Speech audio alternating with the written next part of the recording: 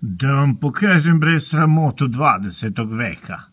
Ili ćete da pričam rađe po šiptarski, da vam pokažem sramota koju radio BMW.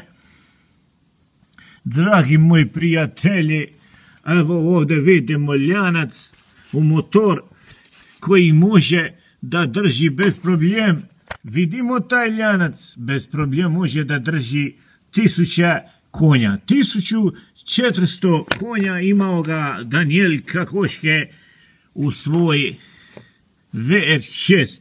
Ovo ljanac isti kao u VR6, on pogone dizel pumpa. A ovaj glavni lanac gore, on tanak. Ja vam pokažem to uživo. Uživo vam pokažem, kad me vidite, ja vam to isto pokažem, izvadim iz džepa ovaj ljanac, pa da vidite kako to izgleda. Molim ga lijepo. Ni problem to kod nas u Kosovo promine, hazimi iza garaž za 300 eura promine. Ali ovdje u Njemačka to košta 9000 eura, da košta novi motor, da se novi motor, kad ovo pukne, novi se motor stavlja za 9000 eura. To je to, moji dragi prijatelji.